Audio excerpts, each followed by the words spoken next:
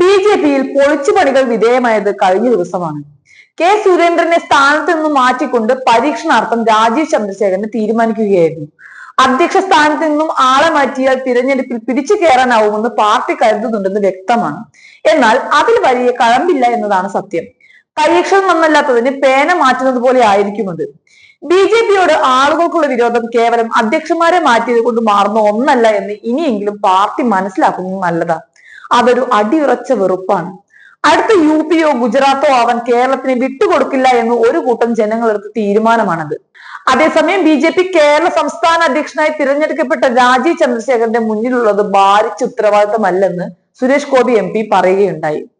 പുതിയ അധ്യക്ഷൻ ചുമതല ഏറ്റെടുത്ത ചടങ്ങിൽ സംസാരിക്കുകയായിരുന്നു അദ്ദേഹം. എല്ലാവരും പറയുന്നത് പോലെ ഭാരിച്ച ഉത്തരവാദിത്ത സ്ഥാനമല്ല അധ്യക്ഷ സ്ഥാനമെന്നാണ് താൻ കരുതുന്നതെന്നും സുരേഷ് ഗോപി പറയുന്നു.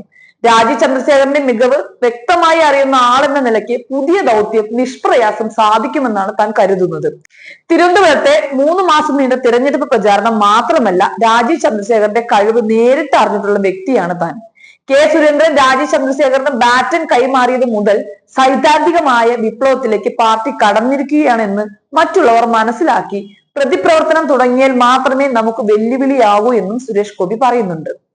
മുൻകാല ബി.ജെ.പി അധ്യക്ഷന്മാർ ഓരോ പടിയാണ് പാർട്ടിയെ ഉയർത്തിയതെങ്കിൽ ഇനി സംഭവിക്കാൻ പോകുന്നത് അതുക്കും മേലെയാണ്. കേരളത്തിൽ പല പ്രദേശങ്ങളും നമുക്ക് എടുക്കാനുണ്ട്. ഭാരതത്തിന് വേണ്ടി കേരളം മൊത്തം നമ്മൾ എടുക്കുമെന്ന് ആഞ്ഞടിച്ച് പ്രഖ്യാപിക്കുകയാണെന്നും സുരേഷ് ഗോപി പറയുകയുണ്ടായി. അതേസമയം പാർട്ടി ഏൽപ്പിച്ച ഉത്തരവാദിത്വം സന്തോഷം നൽകുന്നതാണെന്ന് രാജീവ് ചന്ദ്രശേഖരൻ പറയുന്നു. ബലിദാനികളുടെ ത്യാഗമോർത്ത് മുന്നോട്ട് പോകും. കേരളത്തിൽ നിന്ന് കുട്ടികൾ പഠിക്കാൻ പുറത്തേക്ക് പോകുന്നത് എന്തുകൊണ്ട്? കേരളത്തിൽ എന്തുകൊണ്ട് കൂടുതൽ സംരംഭങ്ങൾ വളരുന്നില്ല? കേരളത്തിൽ വികസന മുരടിപ്പാണെന്നും രാജീവ് ചന്ദ്രശേഖരൻ പറയുന്നു. കേരളം മാറേണ്ടതുണ്ട്. അവസരങ്ങളില്ലെങ്കിൽ യുവാക്കൾ നിൽക്കില്ല. നിക്ഷേപമുള്ള കേരളമാണ് ആവശ്യം. വികസന സന്ദേശം ഓരോ വീട്ടിലും എത്തണമെങ്കിൽ എൻ.ഡി.എ സർക്കാർ കേരളത്തിൽ അധികാരത്തിൽ എത്തണം. അതാണ് തന്റെ ദൗത്യം പൂർത്തിയാക്കിയ താൻ മടങ്ങൂ എന്നും വികസിത കേരളത്തിനായി തന്റെ മുഴുവൻ സമയവും സമർപ്പിക്കുകയാണെന്നും രാജീവൻ പറയുന്നുണ്ട്.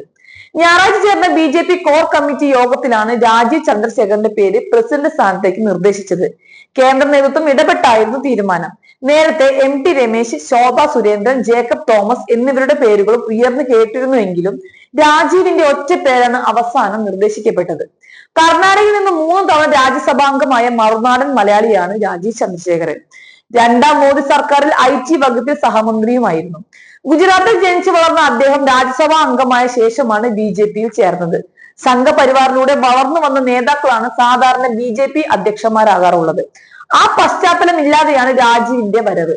ഇത് മറ്റു നേതാക്കൾക്കിടയിൽ ഉഷിച്ചിലുണ്ടാക്കിയിട്ടുണ്ടെങ്കിലും പാർട്ടിക്കെതിരെ പറഞ്ഞ് ക്ഷീണമാകണ്ട എന്ന തീരുമാനത്തിലാണ് നേതാക്കൾ.